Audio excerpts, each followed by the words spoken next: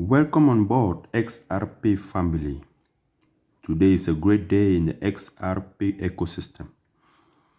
We have some great news coming from Brad Garlinghouse, the CEO at Ripple himself. Hear him out. Trying something new. Some thoughts from me on the events, especially the release of main documents of this week.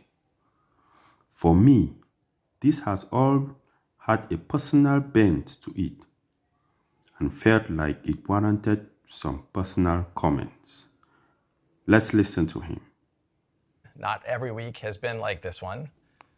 A few days ago, after 2 years, 7 court orders, and over $100 million in legal bills, the Hinman speech documents, including internal SEC emails and comments leading up to this now infamous 2018 speech, they've finally been unsealed. Hinman's speech created new factors to determine if a token becomes sufficiently decentralized to no longer be considered a security. At best, these documents show that senior officials at the SEC couldn't agree on the law and told Bill Hinman directly he would confuse the public even more about the rules for crypto.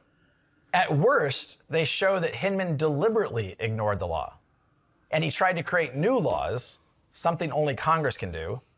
And while he was a public servant, Hinman received millions of dollars of payments from his law firm, which was part of an alliance with others that had a vested interest in this speech. This speech isn't about any one token or any one blockchain. This is about showing the extent to which the SEC has relentlessly pursued enforcement actions against crypto players while professing fake open arms and calls to come in and register, all the while lying about their so-called guidance. As some of you may know, Ripple spent years proactively engaging with the SEC. I personally met with Jay Clayton and Bill Hinman, with no lawyer present. Why would I need a lawyer if we were all coming together in good faith? We answered every question they had, and not once did they suggest to me that XRP was a security. We were fully transparent, not knowing they would then use this information against us.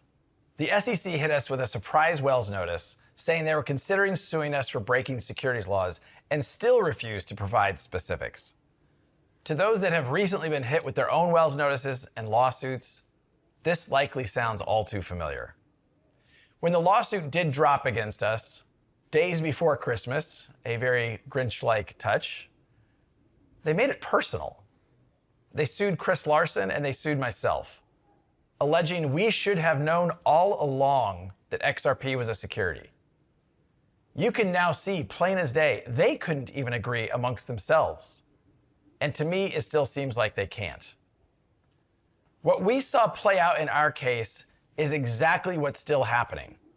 The SEC is looking to kill crypto innovation in the United States, and its current chair, an unelected bureaucrat I might add, is weaponizing the lack of regulatory clarity to exert jurisdiction over the entire crypto space. This is the definition of putting politics over people. It's the pursuit of power over sound policy. The SEC tried to bully us into acquiescing. Thankfully, we have had the resources to fight back. And now we can all see what they've fought so hard to hide. They knowingly created confusion about the rules, and they used that confusion to regulate through enforcement. That's bad faith, plain and simple. Ultimately, as our lawsuit comes to a close, for so many others, it's just starting. The fight for clarity has to continue. I just want to conclude by saying to my colleagues here at Ripple, to my family, my friends, everyone who has supported us over the past 2.5 years, and certainly to the whole of the XRP army, a very heartfelt and a very genuine thank you for that support. Great news coming there from the CEO at Ripple himself. Ripple millionaires. Like, subscribe, and see you guys to the moon.